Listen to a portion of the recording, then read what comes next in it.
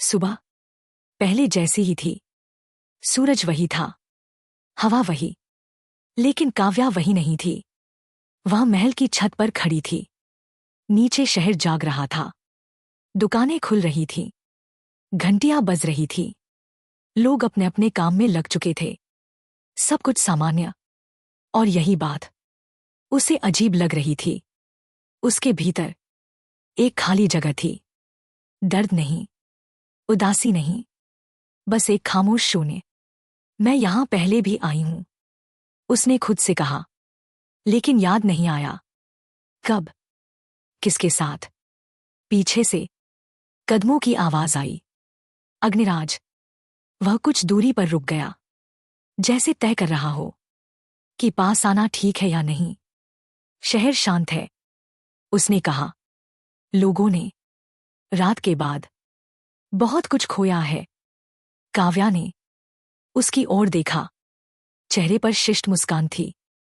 शांति अच्छी बात है, उसने उत्तर दिया। अराजकता राज्य को कमजोर करती है। अग्निराज एक पल को चुप रहा। यह वही शब्द थे, लेकिन वही अर्थ नहीं। तुम्हें कुछ अजीब महसूस हो रहा है, उसने सावधानी से पूछा। काव्या ने थोड़ा सोचा, फिर सिर हिलाया। ऐसा लगता है जैसे किसी कमरे से सब कुछ हटा दिया गया हो, उसने कहा। कमरा साफ है, पर अपना नहीं लगता। अग्निराज की उंगलियां अनजाने में मुट्ठी बन गईं। आचार्य कहते हैं, उसने कहा, कि यादें कभी कभी खुद रास्ता ढूंढ लेती हैं। काव्या ने हल्की हंसी के साथ कहा, या फिर रास्ता भूल जाती हैं। उसी पल उसके सीने में बहुत हल्की सी गर्माहट हुई। इतनी हल्की कि वह डर नहीं बनी, बस ध्यान खींचा। काव्या ने अपने हाथ को देखा। कुछ नहीं था, लेकिन भीतर कुछ हिला था। आप ठीक हैं? उसने औपचारिक स्वर में पूछा।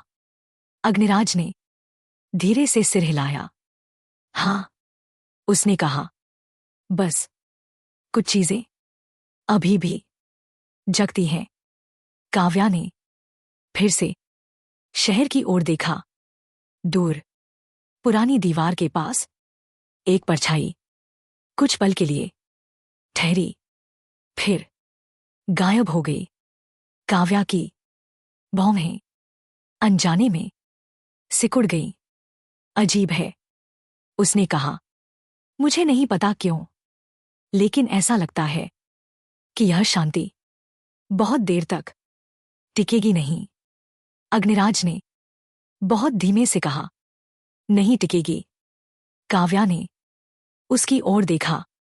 पहली बार उसकी नजर थोड़ी देर रुकी, जैसे कोई अनजाना चेहरा अचानक परिचित लगने लगा हो। और उसी पल कहीं दूर किसी अंधेरे में एक आवाज फुसफुसाई, यादें गई हैं, बंधन नहीं। काव्या ने गहरी सांस ली। उसे नहीं पता था कि वह क्या खो चुकी है, लेकिन यह साफ था, जो बचा है वह फिर से किसी कहानी की शुरुआत मांग रहा है। दोपहर का समय था। शहर अपनी रफ्तार में लौट आया था। काव्या महल से बाहर मुख्य बाजार की ओर जा रही थी। साथ में कोई अंगरक्षक नहीं।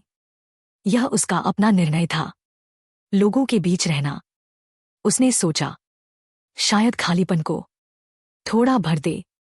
बाजार में आवाजें थीं, मोलभाव, हंसी, घंटियों की टनटन, सब कुछ सामान्य। और तभी एक बच्चा दौड़ते हुए भीड़ में गिर पड़ा। उसके हाथ से मिट्टी का घड़ा फिसलकर टूट गया। तीखे टुकड़े उसकी ओर बढ़े। काव्या ने बिना सोचे हाथ आगे बढ़ाया। रुको। उस पल उसकी हथेली में तेज झंझनाहट हुई। हवा जैसे जम गई। घड़े के टुकड़े बच्चे से एक हाथ पहले रुक गए। भीड़ सन्न रह गई। काव्या की सांस अटक गई। यह वही एहसास था, नामहीन पर जाना पहचाना। टुकड़े धीरे धीरे जमीन पर गिर पड़े। बच्चा सुरक्षित था। यह कैसे? किसी ने फुसफुसाया। काव्या ने अपनी हथेली को देखा। कोई रोशनी नहीं थी, कोई चिन्ह नहीं, लेकिन भीतर कुछ जाग गया था। एक स्मृति नहीं, एक प्रतिक्रिया। मैंने कुछ किया, उसने खुद से कहा। उसी समय भीड़ के किनारे एक बूढ़ी स्त्री काव्या को ध्यान से देख रही थी। उसकी आंखों में डर नहीं था, पहचान थी। वह पास आई और बहुत धीमे से बोली, यादें नहीं लौटीं, पर बंधन ने तुम्हें छोड़ा भी नहीं। काव्या चौंक गई। आप कौन हैं? उसने पूछा। स्त्री हल्की मुस्कान के साथ भीड़ में गायब हो गई, जैसे कभी थी ही नहीं। काव्या का दिल तेज धड़कने लगा। यह संयोग नहीं था, यह संकेत था।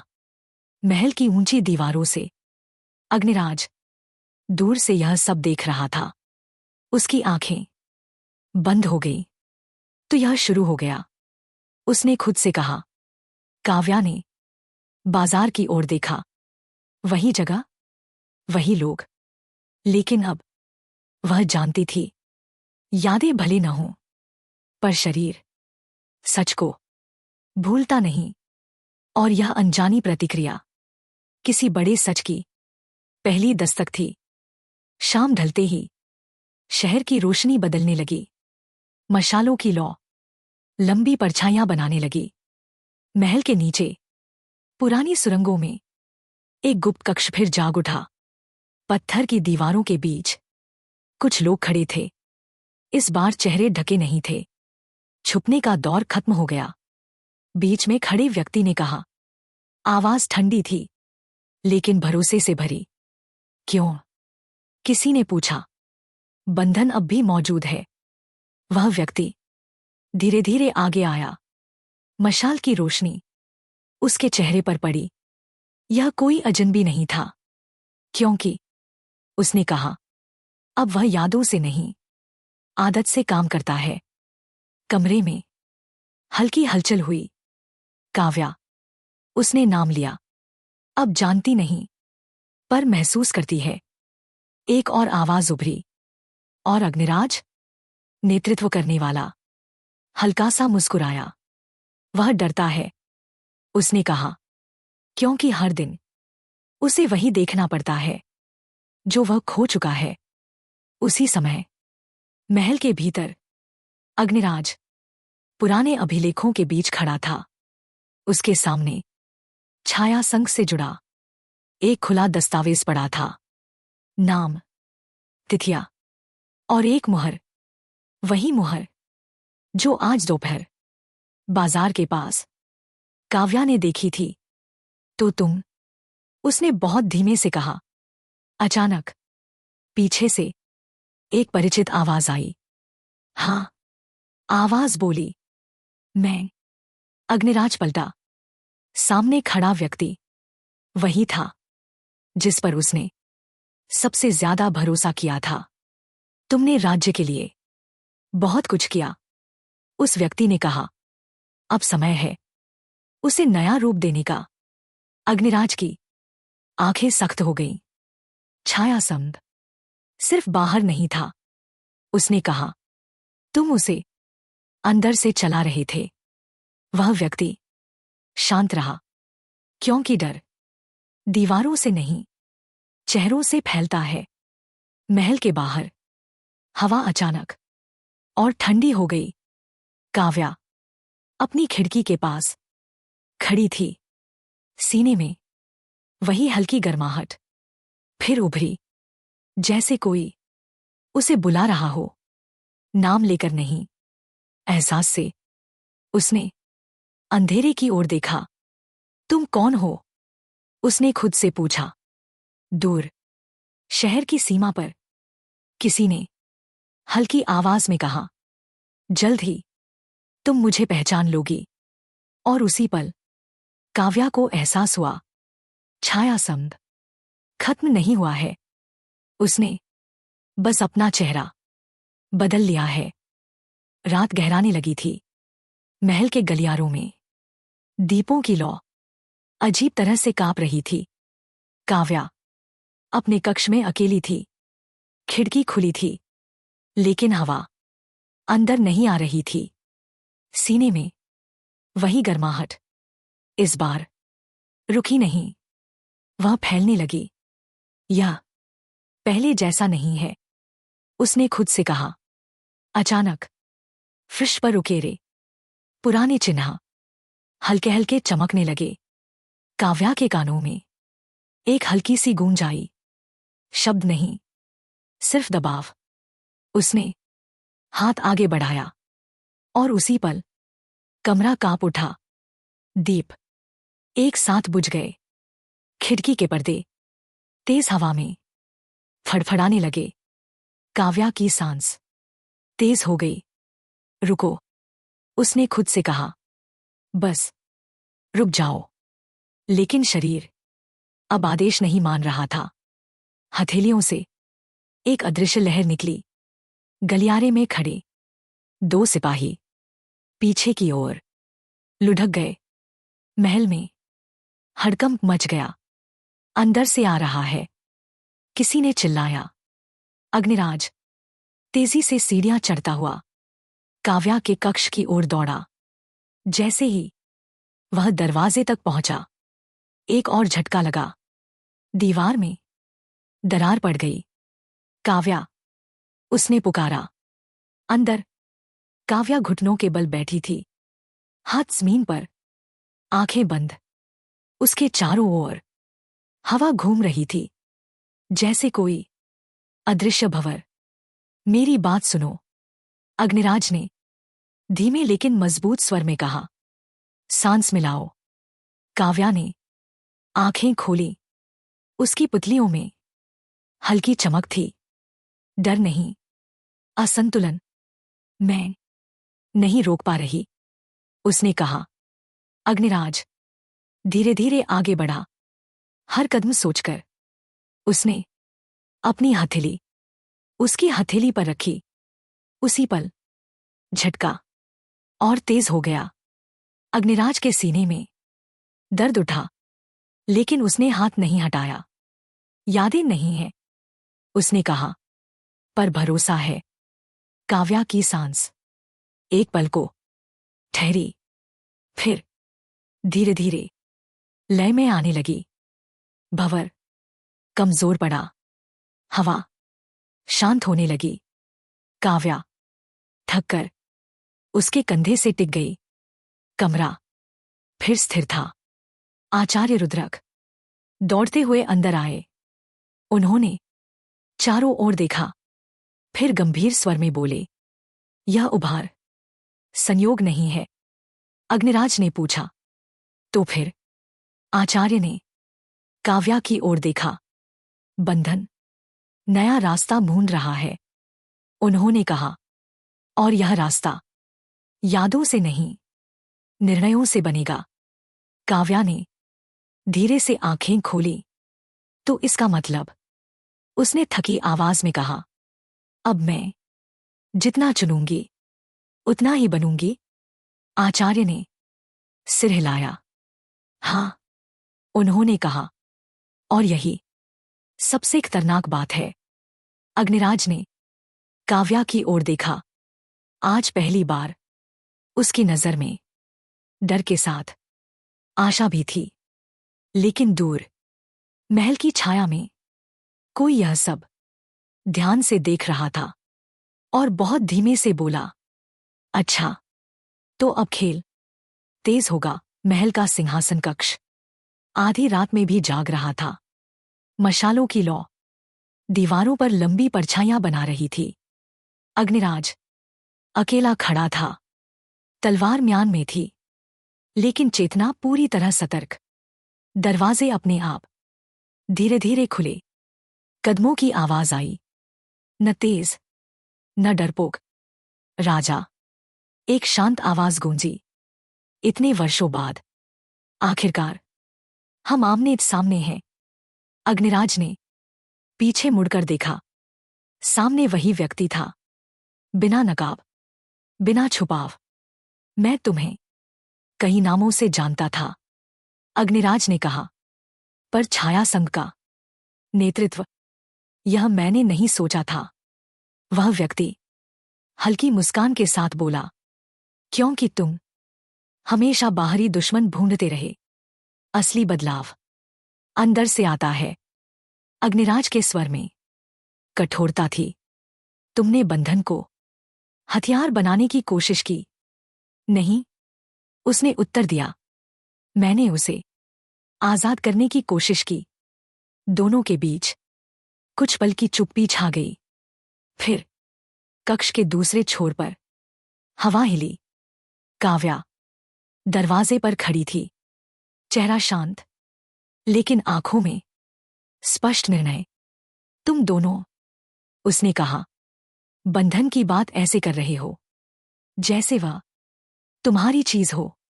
दोनों की नजर एक साथ उस पर गई। यह बंधन, काव्या ने आगे कहा, अब यादों से नहीं चलता, यह फैसलों से चलता है। छाया संघ का नेता धीरे से हंसा, और यही तो मैं देखना चाहता था। तुम क्या चुनोगी? काव्या एक कदम आगे बढ़ी। सीने में गर्माहट उभरी, लेकिन इस बार वह बेकाबू नहीं थी। मैं यह चुनती हूं, उसने साफ कहा, कि कोई भी मेरी शक्ति का उपयोग मेरे बिना नहीं करेगा। उसने हथेली उठाई। कोई विस्फोट नहीं हुआ, कोई झटका नहीं। बस कक्ष की हवा भारी हो गई। छाया संघ का नेता पीछे हटा। पहली बार उसकी आंखों में चौंक था। यह संभव नहीं। अब संभव है, काव्या ने उत्तर दिया, क्योंकि अब मैं भाग नहीं रही। अग्निराज ने धीरे से कहा, यह महल आज किसी युद्ध का गवाह नहीं बनेगा। काव्या ने हथेली नीचे की। हवा हल्की हो गई। छाया संघ का नेता कुछ पल चुप रहा, फिर बोला, तो यह पहला निर्णय है। वह पीछे मुड़ा। हम फिर मिलेंगे, उसने कहा, क्योंकि यह शक्ति तुम्हें अकेला नहीं छोड़ेगी। और वह अंधेरे में गायब हो गया। सिंहासन कक्ष फिर शांत था। अग्निराज ने काव्या की ओर देखा, तुमने लड़ाई रोकी? काव्या ने धीरे से उत्तर दिया, नहीं, मैंने उसकी दिशा बदली है। उसने खिड़की से बाहर शहर की ओर देखा। यह सिर्फ शुरुआत है, उसने कहा, अब हर बार चुनाव मुझे करना होगा। अग्निराज कुछ नहीं बोला, लेकिन वह समझ गया, बंधन अब किसी कथा का बोझ नहीं रहा। वह एक जीवित रास्ता बन चुका था, और इस रास्ते पर सबसे बड़ा खतरा दुश्मन नहीं था। सुबह की रोशनी शहर के चौक पर फैल रही थी। कल की अफवाहें आज सवाल बन चुकी थी। लोग इकट्ठा थे, व्यापारी, सिपाही, किसान, और वे भी जो सिर्फ जवाब चाहते थे। काव्या मंच पर नहीं चढ़ी, वह लोगों के बीच खड़ी हुई। यह उसका पहला निर्णय था। मैं आज कोई वादा नहीं करूंगी, उसने स्पष्ट स्वर में कहा, और नहीं कोई डर दिखाऊंगी। भीड़ शांत हो गई। कल रात आपने जो देखा, काव्या ने कहा, वह शक्ति का प्रदर्शन नहीं था, वह नियंत्रण की कोशिश थी। और नियंत्रण सबसे पहले खुद से शुरू होता है। कुछ लोग एक दूसरे की ओर देखने लगे। आज से, काव्या ने आगे कहा, कोई भी फैसला छुपकर नहीं लिया जाएगा, न महल में, न मेरे नाम पर। अग्निराज पीछे खड़ा था। उसने हस्तक्षेप नहीं किया। यह भी एक स्वीकार था। बंधन, काव्या ने कहा, किसी एक व्यक्ति का हथियार नहीं है। यह एक जिम्मेदारी है, और जिम्मेदारी हम बांटेंगे। भीड़ में धीमी सरगर्मी हुई। एक सिपाही आगे आया। अगर फिर वही उभार हुआ जो कल रात हुआ था, काव्या ने बिना झिझक उत्तर दिया, तो पहला कदम मैं पीछे हटने का उठाऊंगी। दूसरा, आप मुझे रोकेंगे। कुछ लोग हैरान हुए।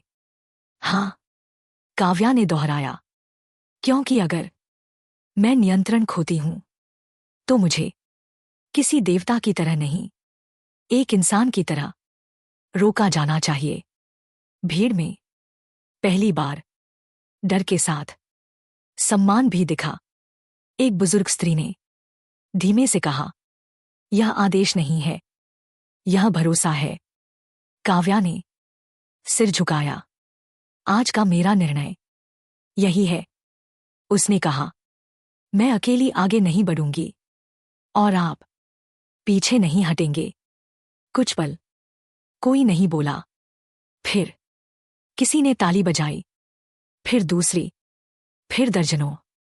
यह जयकार नहीं थी, यह सहमति थी। अग्निराज ने धीरे से कहा, तुमने शक्ति को नीति में बदल दिया। काव्या ने हल्की मुस्कान के साथ उत्तर दिया, नहीं, मैंने उसे जिम्मेदारी में बदला है। दूर छाया में किसी ने यह दृश्य देखा और बहुत शांत स्वर में कहा, अब विरोध और गहरा होगा। काव्या ने आसमान की ओर देखा। आज पहली बार उसे खालीपन थोड़ा कम लगा, क्योंकि कुछ यादें लौट कर नहीं आती, पर कुछ अर्थ पहली बार साफ दिखते हैं। बल्कि हर अगला निर्णय। शाम होते होते शहर दो हिस्सों में बंट चुका था। एक और वे लोग थे जिन्होंने काव्या की बातों में ईमानदारी देखी थी। दूसरी ओर वे थे जिनके लिए डर अब भी सबसे आसान रास्ता था। गलियों में धीमी धीमी बहसें तेज आवाजों में बदलने लगी।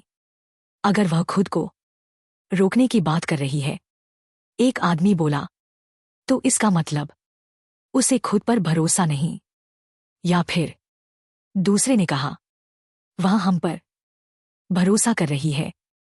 यह फर्क छोटा नहीं था। महल के भीतर अग्निराज खिड़की से बाहर यह सब देख रहा था। यह होना ही था। उसने आचार्य रुद्रक से कहा, पहला सच हमेशा दरार बनाता है। आचार्य ने धीमे स्वर में उत्तर दिया, और उसी दरार में दुश्मन बीज बोता है। उसी समय शहर के दक्षिणी हिस्से में एक छोटा सा उपद्रव हुआ। कोई जादू नहीं, कोई हमला नहीं, बस एक अफवाह। काव्या ने सैनिकों को आदेश दिया है कि वे उसके खिलाफ बोलने वालों को चुप कराए। यह झूठ तेजी से फैला। कुछ ही देर में पत्थर उछले, एक दुकान की खिड़की टूटी। काव्या महल की सीढ़ियों पर खड़ी यह सब देख रही थी। सीने में हल्की गर्माहट उभरी, पर वह काबू में थी। अगर मैं अभी बाहर गई, उसने खुद से कहा, तो लोग इसे डर के जवाब में डर समझेंगे। अग्निराज उसके पास आया। तुम्हें कुछ नहीं करना है। काव्या ने उसकी ओर देखा। यही करना सबसे मुश्किल है। तभी एक सिपाही दौड़ता हुआ आया। एक आदमी घायल हुआ है, उसने कहा। भीड़ में धक्का लगने से काव्या की आंखें एक पल को बंद हो गईं। यह वही कीमत थी जिससे वह डरती थी। मुझे वहां ले चलो, उसने कहा। अग्निराज ने तुरंत मना किया। अभी नहीं, काव्या ने शांत लेकिन सख्त स्वर में कहा। अगर मेरे निर्णय से किसी को चोट लगी है तो मेरी जिम्मेदारी है कि मैं सामने जाऊं, छुपूं नहीं। वह अकेली शहर की ओर बढ़ी, बिना सुरक्षा, बिना शक्ति दिखाए। लोगों ने उसे आते देखा, कुछ चुप हो गए, कुछ पीछे हटे। घायल आदमी जमीन पर बैठा था, माथे से खून बह रहा था। काव्या उसके सामने घुटनों के बल बैठ गई। मुझे माफ करना, उसने साफ कहा। मेरे फैसले ने तुम्हें डराया। भीड़ सन्न रह गई। अगर तुम मुझे दोष देते हो, काव्या ने कहा, तो मैं सुनूंगी। लेकिन अगर हम एक दूसरे को चोट पहुंचाएंगे तो दुश्मन हंसेगा। घायल आदमी कुछ पल उसे देखता रहा, फिर बोला, मैं डरा था, इसलिए धक्का दिया। काव्या ने धीरे से सिर हिलाया। डर अपराध नहीं है, लेकिन डर को हथियार बनाना है। उसने अपना रुमाल उसके माथे पर बांधा। भीड़ में किसी ने पत्थर नीचे रख दिया, फिर दूसरे ने। शोर धीरे धीरे कम होने लगा। दूर किसी अंधेरी छत से एक निगाह यह सब देख रही थी और ठंडी आवाज में कह रही थी, अच्छा है, अब खेल और निजी होगा। काव्या उठी। कपड़ों पर धूल थी, चेहरे पर थकान, लेकिन कदम स्थिर थे। उसे अब समझ आ गया था, निर्णय लेना शक्ति नहीं है, निर्णय की कीमत चुकाना ही असली परीक्षा है। रात शहर पर उतर चुकी थी, लेकिन शांति अब भी दूर थी। दक्षिणी चौक में लोग फिर इकट्ठा हो रहे थे। इस बार बिना शोर, बिना पत्थर, बस फुसफुसाहटें। बीच में एक ऊंचा चबूतरा था। उस पर एक व्यक्ति खड़ा हुआ, चेहरा खुला, आवाज साफ। हम डरपोक नहीं हैं, उसने कहा, और हम अंधे भी नहीं। भीड़ ध्यान से सुन रही थी। आज जो हुआ, उसने आगे कहा, वह माफी नहीं थी, वह एक चाल थी। कुछ लोग असहज हो गए। अगर वह सच में खुद को रोक सकती है, वह व्यक्ति बोला, तो उसे रोकने की जरूरत क्यों पड़ रही है? भीड़ में सरगोशियां तेज हुईं। महल की दीवारों के पास अग्निराज दूर से यह दृश्य देख रहा था। उसे बोलने दो, उसने सिपाहियों से कहा, जब तक वह हिंसा नहीं करता। उसी समय काव्या एक छत से चुपचाप यह सब सुन रही थी। सीने में हल्की गर्माहट थी, लेकिन अब वह संकेत लगने लगी थी। वह डर बेच रहा है, उसने खुद से कहा। लेकिन सोच समझकर चबूतरे पर खड़ा व्यक्ति अब और तेज बोल रहा था। आज वह कहती है कि हम उसे रोकें। उसने कहा, कल वह कहेगी कि हम उसके लिए लड़े। भीड़ में कुछ सिर हिले। और परसों? उसने रुककर पूछा। परसों हम उसके नाम पर मरेंगे। यह वार सीधे दिल पर था। काव्या ने गहरी सांस ली। यह विरोध अराजक नहीं है, उसने सोचा, यह दिशा चाहता है। अचानक भीड़ के किनारे एक चिन्ह उभरा, काले रंग का, पर नया। कुछ लोगों ने वही चिन्ह अपनी बाह पर बांध लिया। आचार्य रुद्रक महल के भीतर यह संकेत देख चुके थे। यह स्वतः स्फूर्त नहीं है, उन्होंने कहा, इसे किसी ने तैयार किया है। अग्निराज की आंखें सख्त हो गईं। छाया सम, उसने कहा, नए नाम से। काव्या छत से नीचे उतरी। वह आगे नहीं गई, अभी नहीं। उसने समझ लिया था, यह आदमी सिर्फ बोल नहीं रहा था, वह नेतृत्व कर रहा था। और जब विरोध नेता पा लेता है तो अगला कदम सिर्फ सवाल नहीं होता, वह टकराव होता है। काव्या ने आसमान की ओर देखा। अगर मैं अभी बोली, उसने खुद से कहा, तो दो आवाजें टकराएंगी। उसने पीछे हटने का चुनाव किया, लेकिन उसके मन में एक बात अब साफ थी। अगला निर्णय शब्दों का नहीं होगा, वह संरचना का होगा। और यही विरोध की असली शुरुआत थी। महल का परिषद कक्ष आज भरा हुआ था। मशालों की रोशनी स्थिर थी, जैसे सब कुछ किसी निर्णय का इंतजार कर रहा हो। काव्या कक्ष के बीच खड़ी थी। कोई ताज नहीं, कोई मंच नहीं, सिर्फ एक इंसान, आचार्य रुद्रक। उसके सामने थे सेनापति, परिषद सदस्य और कुछ नागरिक प्रतिनिधि भी। अग्निराज पीछे खड़ा था। इस बार बोलने वाला नहीं। काव्या ने गहरी सांस ली। आज उसने शांत लेकिन स्पष्ट स्वर में कहा, मैं अपनी ही शक्ति पर सीमा लगाने आई हूं। कक्ष में हल्की सरगर्मी हुई। यह कमजोरी नहीं है, उसने आगे कहा, यह जिम्मेदारी है। उसने आचार्य की ओर देखा। एक लिखित नियम, काव्या ने कहा, जिसमें साफ होगा कब, क्यों और किसकी उपस्थिति में मैं बंधन का उपयोग कर सकती हूं। आचार्य ने धीरे से सिर हिलाया। और अगर नियम टूटे, एक परिषद सदस्य ने पूछा। काव्या ने बिना रुके उत्तर दिया, तो पहला अधिकार आपका होगा, मुझे रोकने का। कक्ष पूरी तरह शांत हो गया। अगर जरूरत पड़ी, उसने आगे कहा, तो बंधन को अस्थायी रूप से निष्क्रिय भी किया जाएगा। यह शब्द कक्ष में भारी पड़ गए। अग्निराज ने पहली बार काव्या की ओर देखा, न रोकते हुए, न सहमते हुए, बस स्वीकार करते हुए।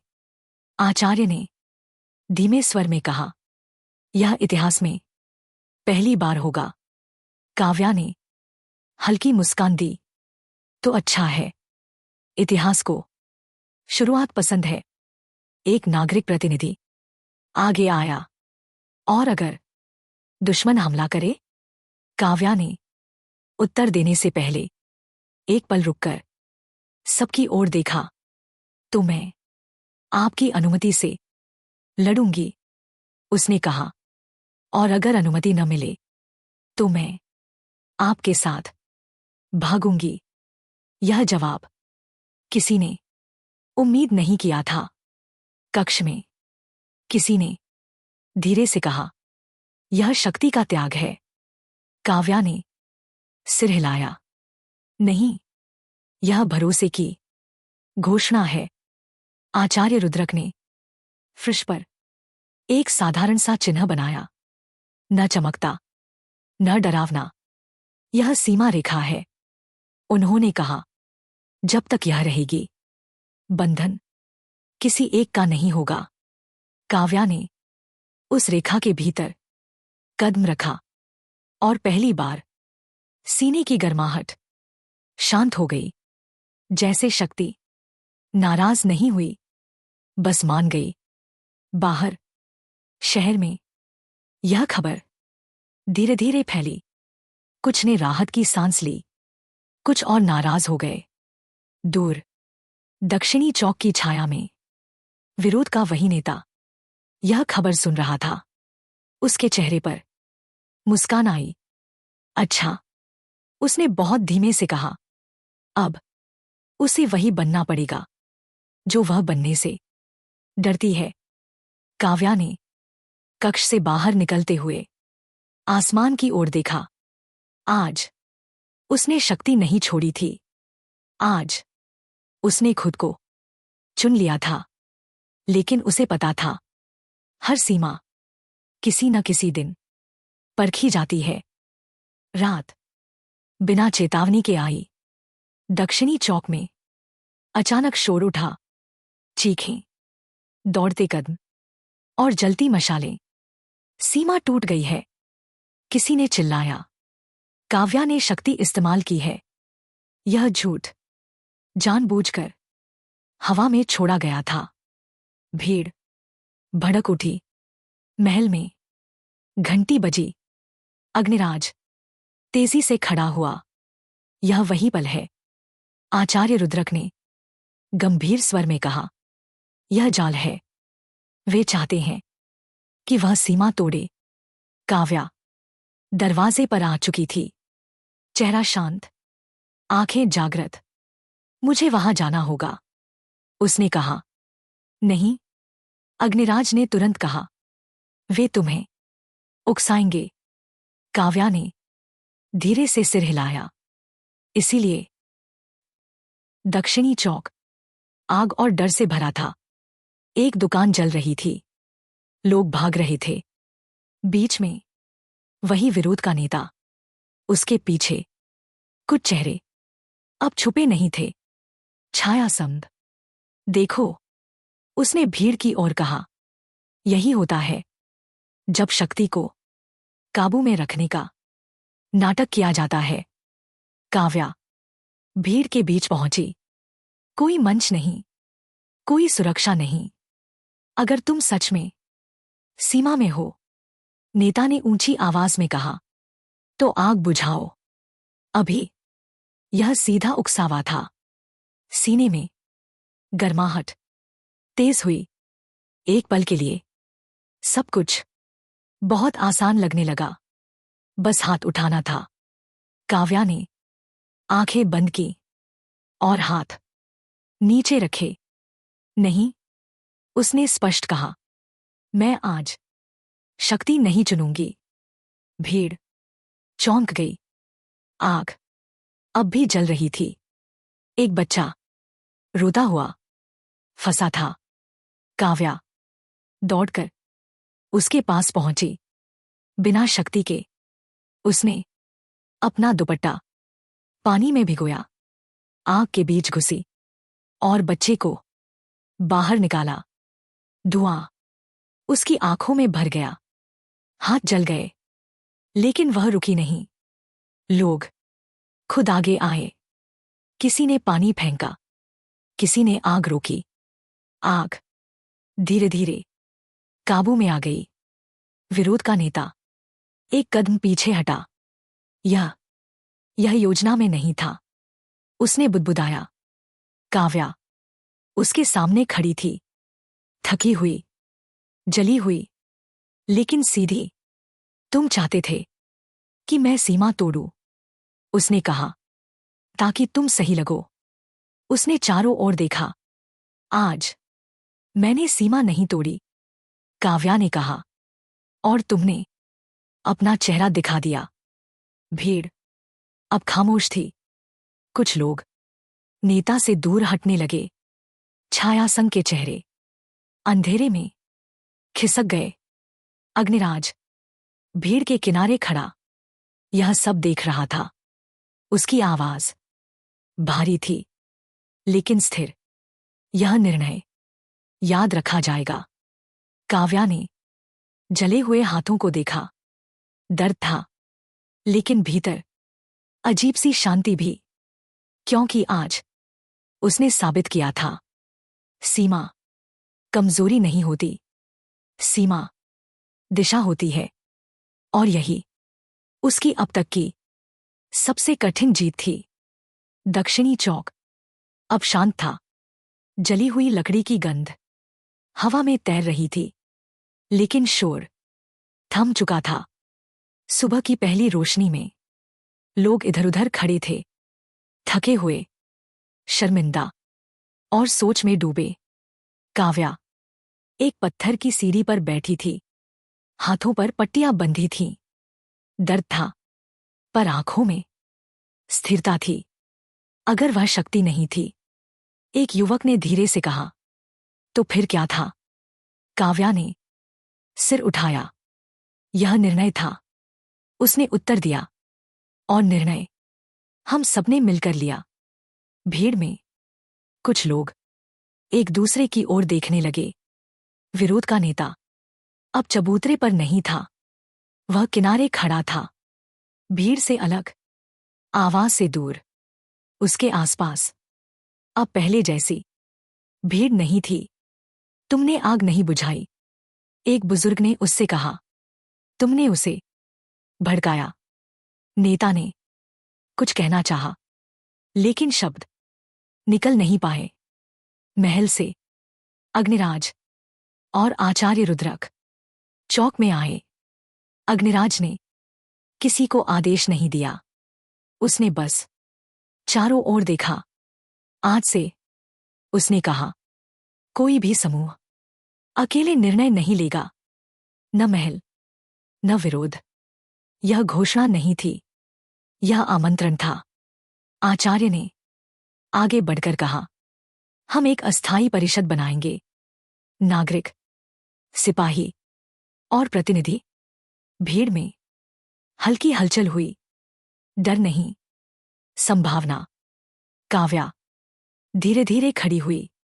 मैं इसमें कोई विशेष स्थान नहीं चाहती, उसने कहा। सिर्फ एक जिम्मेदारी कि अगर मैं गलत जाऊं तो आप मुझे रोकेंगे। कुछ पल कोई नहीं बोला। फिर वही घायल आदमी आगे आया, जिसके माथे पर अब पट्टी थी। अगर तुम रुकोगी, उसने कहा, तो हम चलेंगे। यह वाक्य तेज नहीं था, पर असरदार था। धीरे धीरे और लोग आगे आए। विरोध का नेता पीछे हट गया।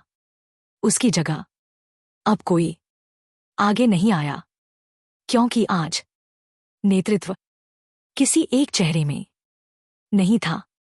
दूर एक छत की छाया से किसी ने यह सब देखा और शांत स्वर में कहा, ठीक है, तो अब युद्ध भीड़ से नहीं, व्यवस्था से होगा।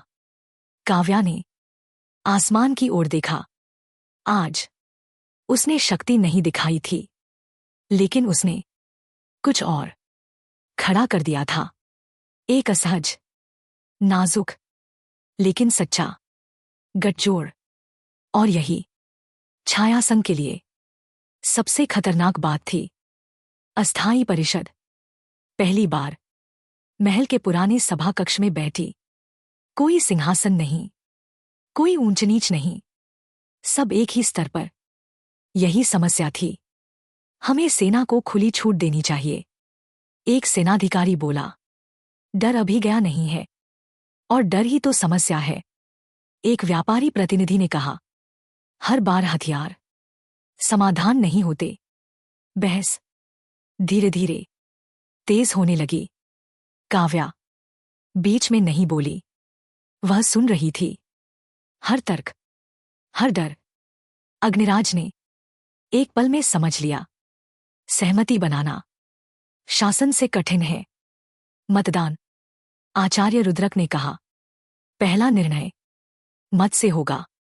और वहीं पहली दरार दिखी। मत बराबर बंट गए, कोई फैसला नहीं हुआ। काव्या ने धीरे से कहा, तो आज कोई फैसला नहीं होगा। सब चौंके। अधूरा निर्णय, उसने कहा। गलत निर्णय से बेहतर है। दूर किसी ने यह खबर सुनी और मुस्कुराया। अच्छा, वह फुसफुसाया, तो अब उन्हें खुद रुकना सीखना पड़ेगा। अगली सुबह शहर बिना शोर के जागा, लेकिन कुछ गलत था। अनाज के भंडार देर से खुले, पानी की आपूर्ति अचानक कम हो गई। कोई हमला नहीं, कोई धमाका नहीं, बस व्यवस्था धीरे धीरे डगमगाने लगी।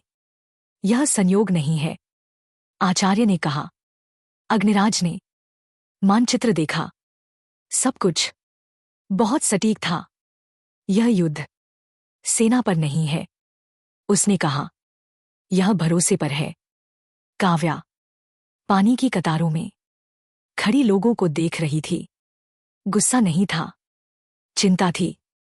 एक स्त्री बोली, अगर परिषद कुछ तय नहीं कर सकती तो फिर वह है क्यों? यह सवाल सबसे खतरनाक था। काव्या ने आंखें बंद की। सीने में गर्माहट आई, लेकिन वह शांत रही। अगर आज मैंने शक्ति चुनी, उसने सोचा, तो वे जीतेंगे। और कहीं अंधेरे में किसी ने कहा, अभी नहीं, थोड़ा और। परिषद फिर बैठी। अब बहस तेज थी। लोग भूखे हैं, एक प्रतिनिधि चिल्लाया, और हम प्रक्रिया की बात कर रहे हैं। और अगर हम प्रक्रिया तोड़ देंगे, दूसरा बोला, तो हम उनसे अलग क्या रह जाएंगे? काव्या खड़ी हुई। कमरे में खामोशी छा गई। यह संकट किसी एक फैसले से नहीं सुलझेगा, उसने कहा। यह परीक्षा है। क्या हम एक दूसरे पर भरोसा कर सकते हैं? और अगर नहीं? किसी ने पूछा। काव्या ने सीधे उत्तर दिया, तो यह व्यवस्था खुद गिर जाएगी। यह धमकी नहीं थी, यह सच था। मतदान फिर हुआ। इस बार बहुमत बना, लेकिन बहुत कम। निर्णय पास हुआ, पर भरोसा कमजोर रह गया। दूर छाया संघ का नया नेता यह सुन रहा था। अच्छा, उसने कहा, अब अंतिम धक्का। रात को काव्या अकेली महल की छत पर खड़ी थी। शहर की रोशनी कमजोर लग रही थी। अग्निराज उसके पास आया। अगर यह टूट गया, उसने कहा, तो लोग फिर किसी एक चेहरे की ओर देखेंगे। काव्या ने धीरे से पूछा, और अगर वह चेहरा मैं हुई? अग्निराज चुप रहा। यही जवाब था। सीने में गर्माहट फिर उभरी, पहले से ज्यादा साफ, जैसे बंधन पूछ रहा हो, अब क्या? काव्या ने आंखें बंद की। उसके सामने दो रास्ते थे। एक, शक्ति लेकर व्यवस्था को थाम लेना। दूसरा, व्यवस्था को खुद चलना सीखने देना, भले ही वह गिरे। उसने अभी चुनाव नहीं किया, लेकिन यह तय था, अगली कड़ी में वह टालेगी नहीं। क्योंकि अब यह सिर्फ राज्य का सवाल नहीं था, यह सवाल था, क्या लोग शक्ति के बिना एक साथ रह सकते हैं? सुबह बिना उत्सव के आई, लेकिन शहर नींद में भी बेचैन था। रात भर पानी की आपूर्ति आधी रही। कुछ इलाकों में अनाज नहीं पहुंचा। अस्थायी परिषद आपात बैठक में बैठी। अब देर हो रही है, एक प्रतिनिधि बोला। या तो काव्या आगे आए, या यह व्यवस्था आज ही टूट जाएगी। कमरे में सबकी नजर काव्या पर टिक गई। वह खड़ी हुई, लेकिन आगे नहीं बढ़ी। अगर मैं आज शक्ति इस्तेमाल करती हूं, उसने शांत स्वर में कहा, तो संकट रुकेगा। लेकिन कल हर संकट में आप मेरी ओर देखेंगे। किसी ने विरोध किया। और अगर आप नहीं आईं? काव्या ने सीधे उत्तर दिया, तो आप एक दूसरे की ओर देखेंगे। कमरे में भारी खामोशी छा गई। मेरा निर्णय, काव्या ने कहा, यह है, मैं आज बंधन का उपयोग नहीं करूंगी। कुछ लोग चौंक गए, कुछ नाराज हुए। अग्निराज चुप रहा। इसके बजाय काव्या ने कहा, हर क्षेत्र अपने संसाधन साझा करेगा। महल सिर्फ समन्वय करेगा, आदेश नहीं। यह निर्णय शक्ति का त्याग था, जानते बूझते। दूर किसी अंधेरे में किसी ने धीमे से कहा, या तो वह गिरेगी, या लोग खड़े होंगे। दोपहर तक शहर में अजीब हलचल थी। कोई चमत्कार नहीं हुआ, कोई अचानक राहत नहीं, लेकिन कुछ और हुआ। उत्तरी मोहल्ले से पानी के घड़े दक्षिण की ओर गए। व्यापारियों ने अनाज उधार दिया, बिना लिखत पढ़त। सिपाहियों ने हथियार नीचे रखकर कतारें संभाली। काव्या दूर से यह सब देख रही थी। सीने की गर्माहट अब संकेत जैसी नहीं, संतोष जैसी लग रही थी। एक बच्चा उसके पास आया। आप आग नहीं बनाई, उसने कहा, लेकिन लोग आग के बिना भी चल रहे हैं। काव्या हल्की मुस्कान में कुछ देर चुप रही। उसी समय एक अफवाह फैली, छाया समद आज रात खुलकर आएगा। लोग डरे नहीं। उन्होंने दरवाजे बंद किए, रास्ते रोशन रखे। पहली बार डर नेतृत्व नहीं कर रहा था। रात होते ही शहर के मध्य एक बड़ा चिन्ह उभरा, काला, स्पष्ट और जानबूझकर छाया समद। भीड़ इकट्ठा हुई, लेकिन इस बार पत्थर नहीं थे। बीच में वही नेता सामने आया। देखो, उसने कहा, आज वह तुम्हें बचाने नहीं आई। भीड़ शांत रही। कहाँ है तुम्हारी शक्ति? उसने काव्या की ओर देखकर कहा। काव्या आगे आई। न चमक, न हवा का झोंका। यहीं हूं, उसने कहा। बिना शक्ति के। नेता हंसा। तो फिर तुम क्या हो?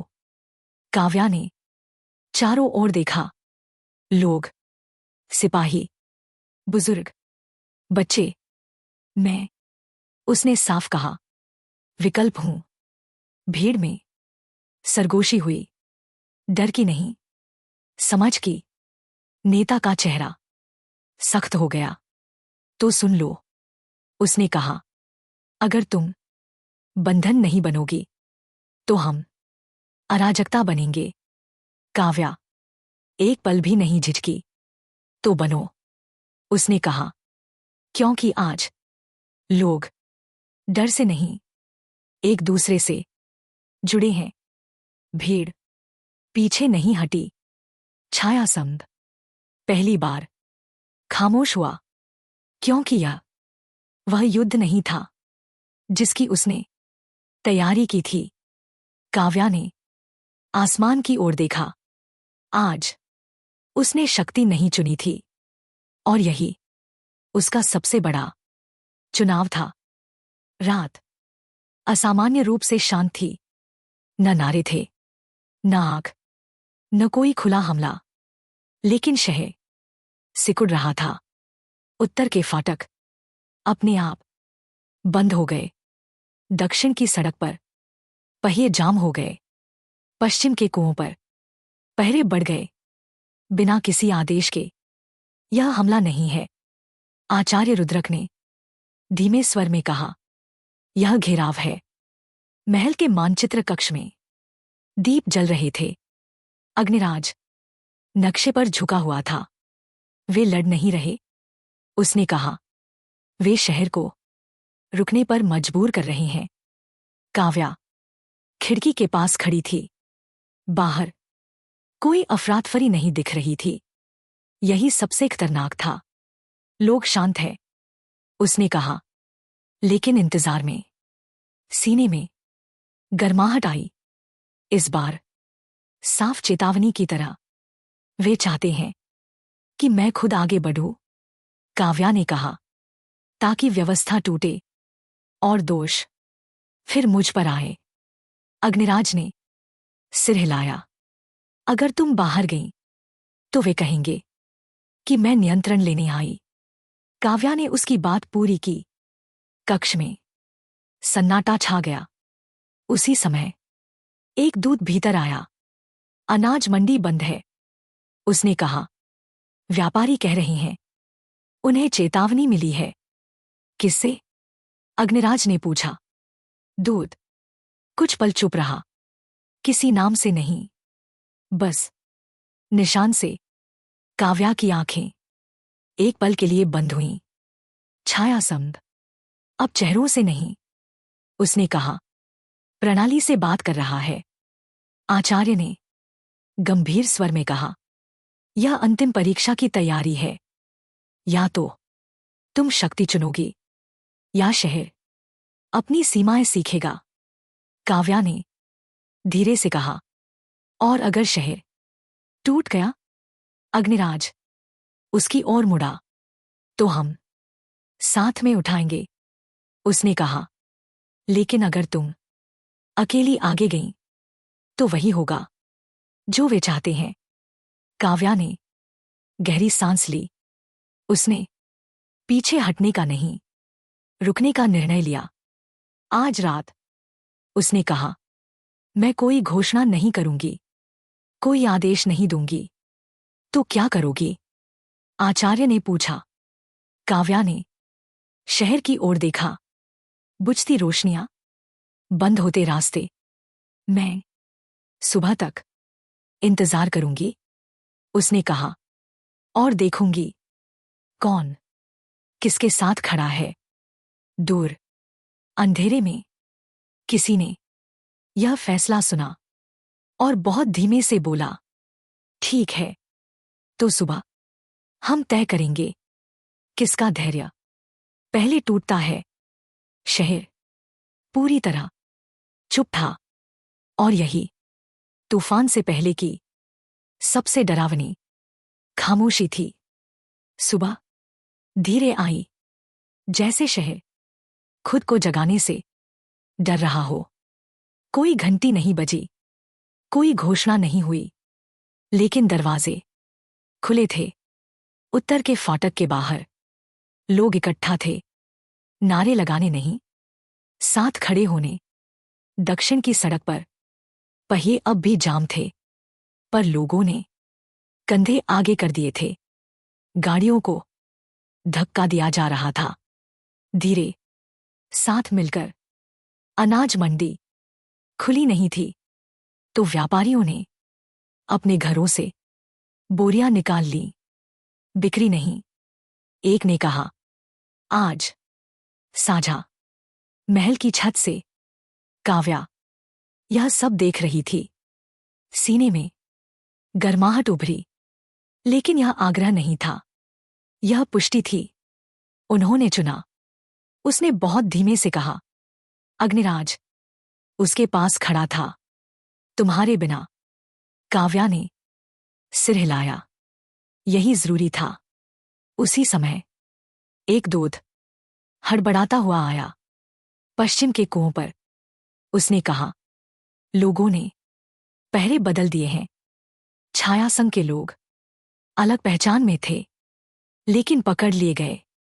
आचार्य रुद्रक गंभीर स्वर में बोले, घेराव दरक रहा है।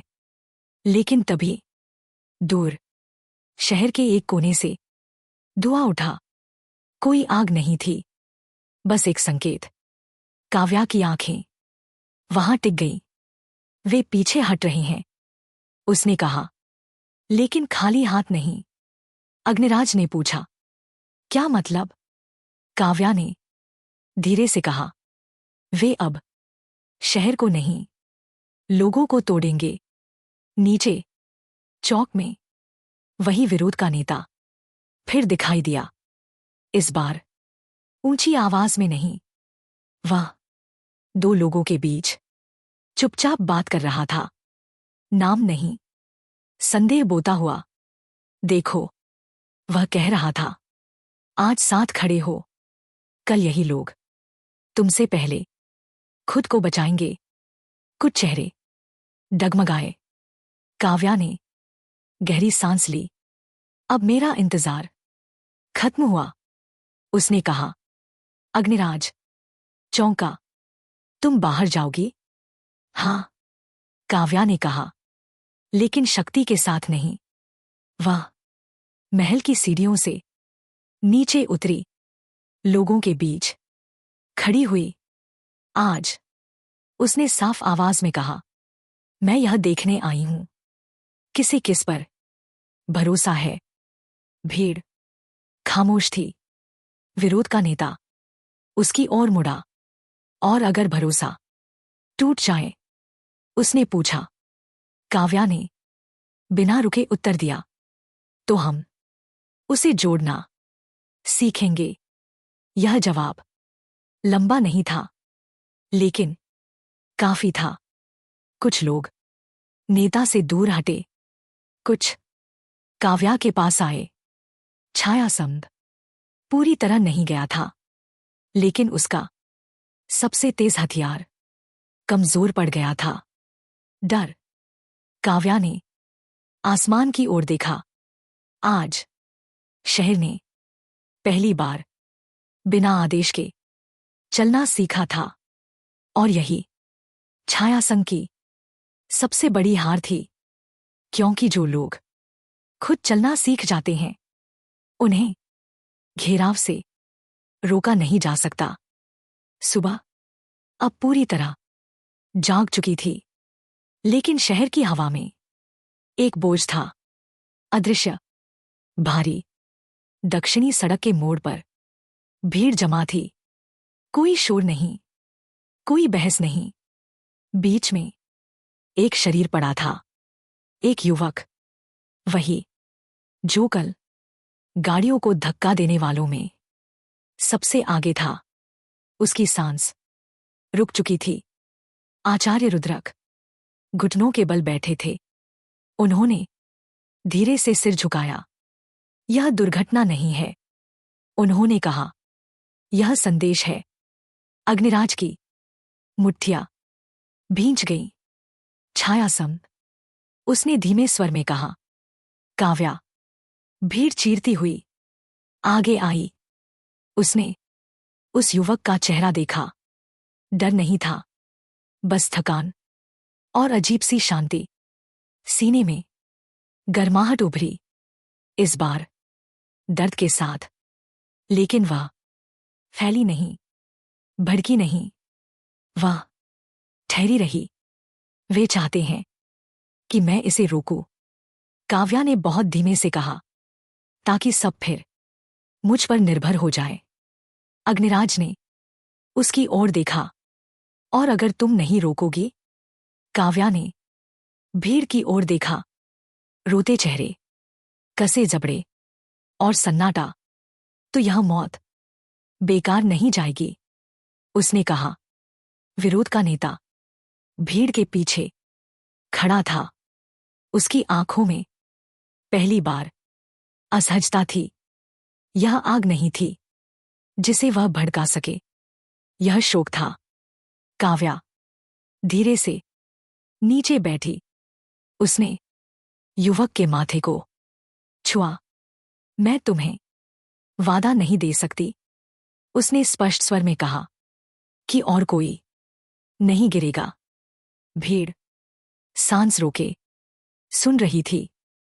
लेकिन मैं यह वादा दे सकती हूं, काव्या ने कहा, कि हर गिरावट सच के साथ होगी, झूठ के साथ नहीं। उसने ऊपर देखा। अगर मैं आज शक्ति इस्तेमाल करूं, उसने कहा, तो यह मौत एक डर बन जाएगी। उसने हाथ नीचे रखे। और अगर नहीं करूं, काव्या ने कहा, तो यह मौत एक सवाल बनेगी, जिसका जवाब हम सबको मिलकर देना होगा। कुछ लोग रो पड़े, कुछ ने मुट्ठियां भींच लीं, लेकिन कोई पीछे नहीं हटा। विरोध का नेता धीरे धीरे पीछे खिसक गया। आज उसके पास कोई शब्द नहीं था। आचार्य रुद्रक खड़े हुए। आज उन्होंने ऊंचे स्वर में कहा, एक बलिदान हुआ है। उन्होंने काव्या की ओर देखा। और आज ही बंधन ने एक नई भाषा सीखी है। काव्या ने गहरी सांस ली। आज उसने शक्ति नहीं रोकी थी, उसने उसका उपयोग किया ही नहीं। और यही सबसे भारी कीमत थी, क्योंकि अब हर आगे बढ़ता कदम खून की याद साथ लेकर चलेगा, लेकिन उसी याद में एक रास्ता भी था, डर का नहीं, जिम्मेदारी का। दोपहर शांत थी, शोर नहीं, बस कदमों की आवाजें। दक्षिणी चौक में लोग फिर इकट्ठा हुए। आज कोई जिज्ञासा नहीं थी, आज याद थी। युवक का शरीर सफेद कपड़े में ढका था। उसके पास न फूल थे, न नारे, सिर्फ लोग। काव्या भीड़ के बीच खड़ी थी, मंच पर नहीं, ऊंचाई पर नहीं, बराबरी पर। आचार्य रुद्रक आगे आए। उनके हाथ में कोई मंत्र पत्र नहीं था। आज उन्होंने कहा, हम कोई रस्म नहीं करेंगे। लोग चौंके। आज हम परिभाषा बदलेंगे। काव्या ने एक कदम आगे बढ़ाया। सीने में गर्माहट थी, लेकिन अब वह पूछ नहीं रही थी, वह सुन रही थी। अब तक काव्या ने स्पष्ट स्वर में कहा, बंधन को शक्ति समझा गया। भीड़ खामोश थी। आज से, उसने कहा, बंधन एक अधिकार नहीं, एक जिम्मेदारी होगा। उसने चारों ओर देखा। जिस दिन मैं इस जिम्मेदारी से भागूंगी, काव्या ने कहा, उस दिन आप सबको मुझे रोकने का अधिकार होगा। भीड़ में हलचल हुई, डर की नहीं, समझ की। एक सिपाही आगे आया। और अगर हम डर जाएं, काव्या ने बिना रुके उत्तर दिया, तो बंधन मेरे पास नहीं आएगा। यह वाक्य सबसे भारी था। बंधन, काव्या ने कहा, अब तब तक जागेगा नहीं, जब तक हम सब उसकी कीमत उठाने को तैयार न हों। आचार्य रुद्रक धीरे से फर्श पर एक नया चिन्ह बनाने लगे। पुराने जैसा नहीं, कोई खून नहीं, कोई चमक नहीं, सिर्फ एक खुला वृत्त। यह, आचार्य ने कहा, बंधन का नया रूप है, अधूरा जब तक लोग इसे पूरा न करें। काव्या उस वृत्त के भीतर नहीं गई, वह किनारे खड़ी रही। आज उसने कहा, मैं केंद्र नहीं बनूंगी। लोगों में सरगोशी फैली। फिर धीरे धीरे कुछ लोग उस खुले वृत्त के पास आए। कोई अंदर नहीं गया, बस पास खड़े हुए, जैसे कह रहे हों, हम यहां हैं। दूर एक छाया यह सब देख रही थी, और पहली बार उसकी आवाज कांपी। यह हमारी योजना में नहीं था, क्योंकि यह शक्ति का प्रदर्शन नहीं था, यह सहमति की रचना थी। काव्या ने आसमान की ओर देखा। आज बंधन बदला नहीं था, आज उसकी भाषा बदली थी। और यही हर अंधेरे संगठन के लिए सबसे खतरनाक बात होती है, जब लोग डर से नहीं, समझ से जुड़ने लगते हैं। रात इस बार चुप नहीं आई। आसमान में काले बादल एक ही बिंदु पर इकट्ठा हो रहे थे, जैसे किसी ने शहर के ऊपर निशान लगा दिया हो। और फिर पूर्वी पहाड़ी पर काली आग जली। न धुआं, न रोशनी, बस एक संकेत। आचार्य रुद्रक महल की छत पर रुक गए। यह वही है, उन्होंने धीमे स्वर में कहा। अंतिम दाव। घंटी नहीं बजी, कोई चेतावनी नहीं दी गई, लेकिन शहर समझ गया। गलियों में दरवाजे बंद हुए, डर से नहीं, तैयारी से। कुछ लोग कुओं के पास खड़े हुए, कुछ अनाज भंडारों पर, और कुछ दक्षिणी चौक की ओर बढ़े, जहां खुला वृत्त अब भी था। काव्या वहीं खड़ी थी, न हथियार, न शक्ति का आह्वान, बस स्थिरता। अचानक भीड़ के बीच फुसफुसाहट फैली। वे आ रही हैं। छाया समद इस बार छुपकर नहीं आया। काले चिन्ह खुले थे। चेहरे नकाब के पीछे नहीं। देखो, नेता की आवाज गूंजी। आज कोई घेराव नहीं है। वह आगे बढ़ा। आज हम सब कुछ खत्म करने आए हैं। कुछ लोग पीछे हटे, लेकिन ज्यादातर जगह पर खड़े रहे। काव्या ने एक कदम आगे बढ़ाया। सीने में गर्माहट उभरी, तेज, स्पष्ट। लेकिन उसने हाथ नहीं उठाया। तुम चाहते हो, काव्या ने कहा, कि मैं डरूं या कि मैं शक्ति दिखाऊं? नेता हंसा। जो भी दिखाओ, तुम हारोगी। काव्या ने चारों ओर देखा। लोग उसकी ओर नहीं देख रहे थे। वे एक दूसरे की ओर देख रहे थे। यही जवाब था। नहीं, काव्या ने शांत स्वर में कहा, आज कोई नहीं हारेगा। आचार्य रुद्रक धीरे से बोले। काव्या, नहीं। काव्या ने सिर हिलाया। अब यह मेरे अकेले का निर्णय नहीं है। उसने भीड़ की ओर देखा, जो मेरे साथ खड़ा है। उसने कहा। वह आगे आए। एक पल, फिर एक कदम, फिर दूसरा। लोग खुले वृत्त के चारों ओर खड़े होने लगे। कोई भीतर नहीं गया, कोई पीछे नहीं हटा। छाया संघ का नेता पहली बार रुका। यह क्या है? उसने कड़वी आवाज में पूछा। काव्या ने सीधे उत्तर दिया, यह वह जगह है जहां तुम्हारी शक्ति काम नहीं करती। काले बादल और घने हो गए, लेकिन काली आग झिलमिलाने लगी। नेता ने हाथ उठाया और उसी पल कुछ नहीं हुआ। कोई उभार नहीं, कोई विस्फोट नहीं, क्योंकि डर जिसे वह बुला रहा था, वह मौजूद ही नहीं था। काव्या ने गहरी सांस ली। अब उसने कहा, या तो तुम यहां खड़े रहो या चले जाओ। छाया समद इसका अभ्यास नहीं करके आया था।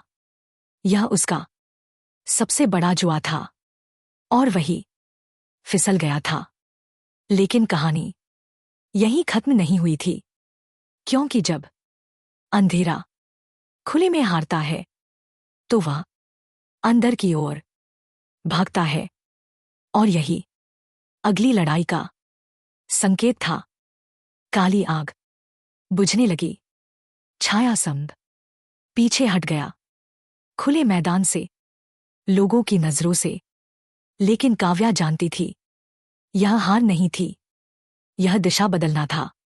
वे अंदर जाएंगे, उसने बहुत धीमे से कहा, जहां लोग उन्हें देख नहीं सकते।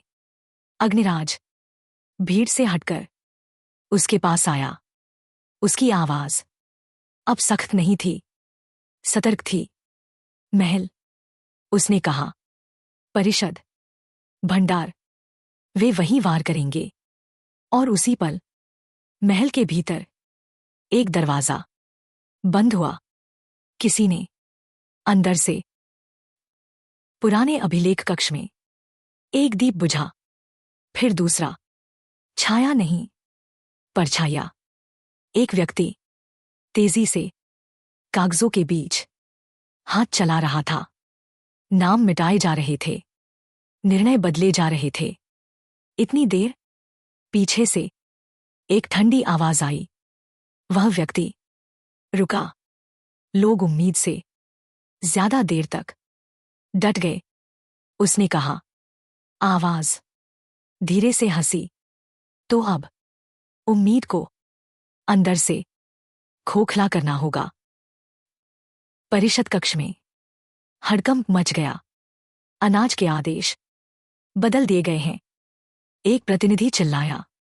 पानी के पहरे हटा दिए गए हैं। दूसरा बोला, अग्निराज तेजी से खड़ा हुआ। यह हमला सड़कों पर नहीं है, उसने कहा, यह विश्वास पर है। काव्या कक्ष के बीच खड़ी थी, सीने में गर्माहट फिर उभरी, लेकिन अब वह चेतावनी बन चुकी थी। किसी ने हमारी प्रक्रिया अपना ली है, काव्या ने कहा। मतलब? वह हमारे बीच से है। कमरे में सन्नाटा छा गया। हर नजर हर चेहरे को जांचने लगी। उसी समय एक दूत हड़बड़ाता हुआ आया पूर्वी द्वार पर। उसने कहा, एक अधिकारी अपने लोगों को हटाने का आदेश दे रहा था। किसके आदेश से? अग्निराज ने पूछा। दूत कुछ पल चुप रहा। परिषद की मुहर लगी थी। काव्या ने आंखें बंद की। यही उनका अंतिम दाव है, उसने कहा। लोगों को दिखाना कि सहमति अराजकता बन जाती है।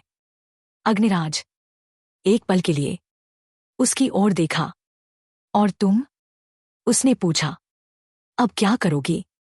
काव्या ने धीरे से कहा, अब मैं शक्ति नहीं दिखाऊंगी, अब मैं सच दिखाऊंगी। उसने परिषद की ओर देखा। आज, काव्या ने कहा, हर निर्णय सबके सामने होगा। कोई बंद दरवाजा नहीं। और जो छुपेगा? किसी ने पूछा। काव्या की आवाज शांत थी, लेकिन ठोस।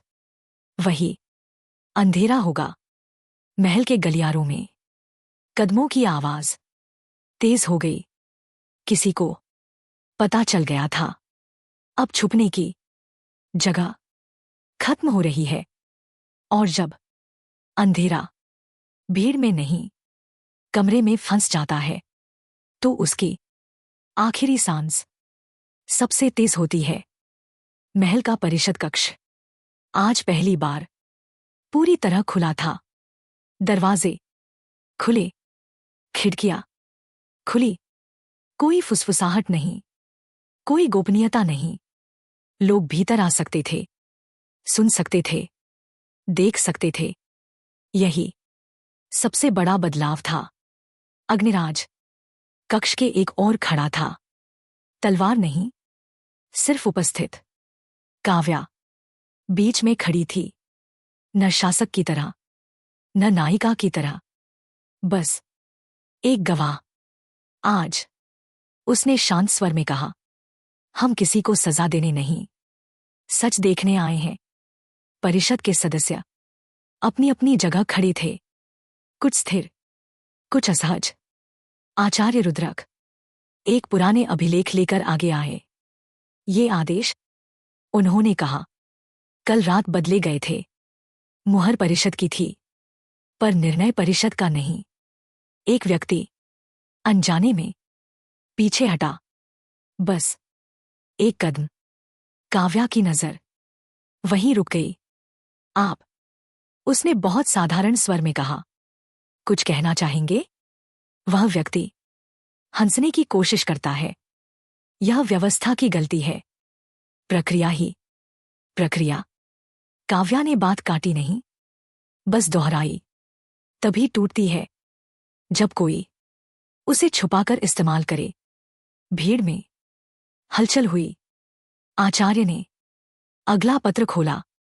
अनाज पहरे हटाने का आदेश। उन्होंने पढ़ा, आपके हस्ताक्षर। अब वह व्यक्ति कुछ नहीं बोला। काव्या ने एक कदम आगे बढ़ाया।